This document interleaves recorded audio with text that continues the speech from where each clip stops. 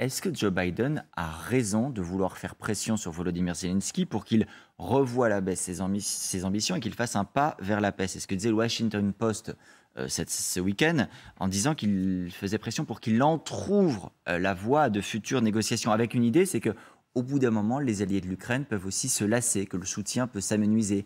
On sait qu'il y a des midterms, des élections aux États-Unis cette semaine, et que tout le monde aux États-Unis ne partage pas l'idée qu'il faille continuer à soutenir massivement l'Ukraine. Alors d'abord, je pense que le président Biden connaît son pays et sait que son pays peut faire la guerre, mais pendant un certain temps. Alors là, c'est une proxy war, mais néanmoins, il y a de l'argent, pas beaucoup pour les Américains, parce que 50 milliards, c'est peu par rapport à un budget militaire de 800 milliards. Alors c'est plus que les autres pays occidentaux. Oui, d'accord. Enfin, quand vous regardez en pourcentage, et d'abord ça, c'est des promesses, c'est pas l'aide réellement. Alors, d'une part, on le sait, les Américains ont intérêt à ce que cette guerre dure, puisque ce sont eux les grands gagnants de cette guerre. Maintenant, elle ne peut pas durer trop longtemps, et il faut qu'elle se termine dans des conditions qui soient à peu près favorables aux intérêts américains, puisque c'est les Américains qui détiennent aujourd'hui le levier et le frein ou l'accélérateur de cette guerre-là.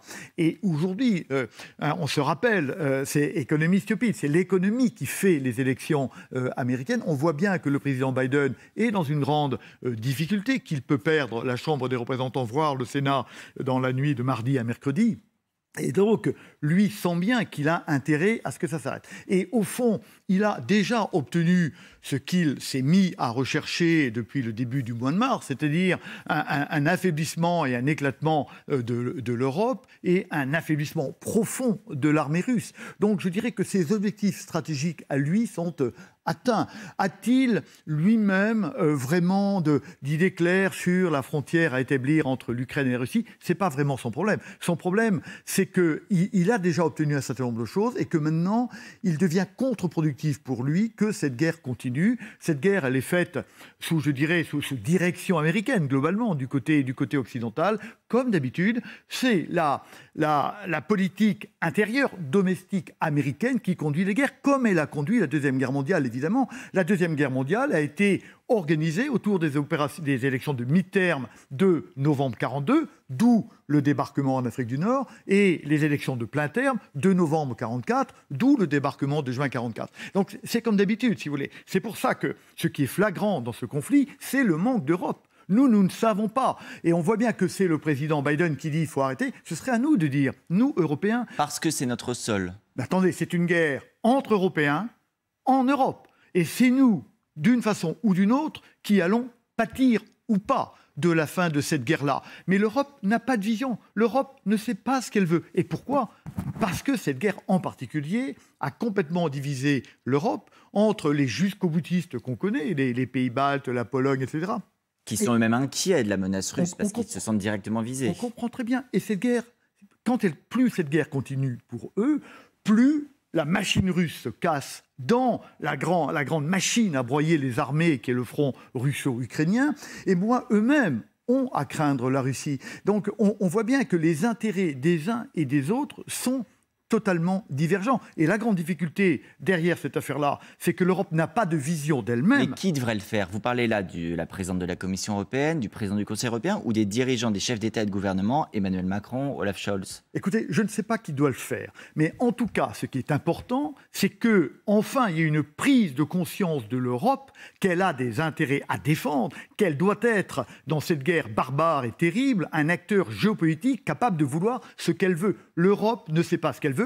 Donc, comme d'habitude, ce seront les Américains qui vont dire, et on va avoir une guerre qui va se terminer extrêmement mal, comme avec le traité de Versailles en 1919, ou beaucoup mieux comme après la Deuxième Guerre mondiale, ou très mal comme après la guerre froide. Et encore une fois, et à chaque fois, ce sont les Américains qui ont... Mais quand vous dites l'Europe doit savoir ce qu'elle veut, c'est pour avancer sur un plan militaire et par exemple aider encore davantage les Ukrainiens, ou c'est pour avancer sur un plan diplomatique et mettre tout le monde autour d'une table? La guerre n'a pas d'importance. Ce qui compte, c'est la paix qu'on veut obtenir. Comment voulez-vous? La tactique n'a pas de sens en elle-même.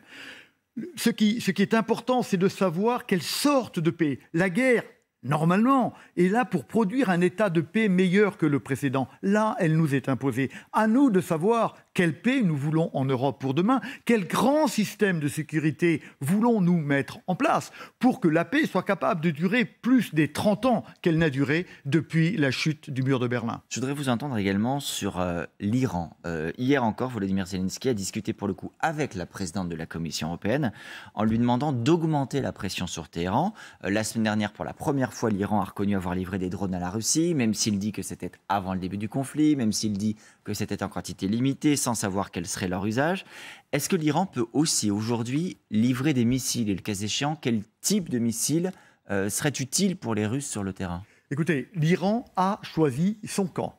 L'Iran a choisi son camp. Il est allié de Poutine. Donc évidemment, l'Iran peut livrer des missiles, et les missiles dont la Russie a besoin, c'est ceux dont la Russie manque, ce sont des missiles à longue portée et de précision, puisque le président Poutine veut continuer son œuvre de destruction qui vise à geler les Ukrainiens pendant cet hiver. Et ce sont des missiles dont l'Iran dispose? Bien sûr, l'Iran dispose de ce genre de missiles qui peuvent donc être apportés à Poutine, bien sûr. Vous disiez geler les Ukrainiens. Est-ce qu'il a une chance d'obtenir ce qu'il veut atteindre? Vladimir Poutine fait ça pour aussi que la population se retourne vers Zelensky et lui dit stop, mettez fin à cette guerre, on ne peut plus supporter cette situation. Est-ce que ça a une chance d'aboutir? Alors, l'histoire prouve que non. Et que les bombardements massifs, alors c'est l'histoire des Américains qui cherchent à casser la volonté nord-vietnamienne en bombardant le port d'Haiphong et Hanoï, en délivrant plus de bombes qu'ils n'en avaient délivré pendant la Deuxième Guerre mondiale. C'est encore l'histoire des Anglais qui détruisent Dresde et Hambourg pendant la Deuxième Guerre mondiale. Et au fond, à chaque fois, les bombardements renforcent. Et il y a cette illusion que les bombardements vont faire s'effondrer. Et l'histoire, depuis que les bombardements existent, nous montre que l'effet produit est inverse. Donc il est probable, moi je n'ai jamais vécu l'hiver ukrainien, mais il est probable qu'au fond, la volonté ukrainienne se renforce de ces bombardements. Merci beaucoup, Général Vincent Desportes, d'avoir été ce matin encore pour nous éclairer sur ce conflit dont on connaît les moindres détails, mais dont on a toujours du mal à trouver le sens encore et la perspective. C'était utile de vous entendre. Dans un instant,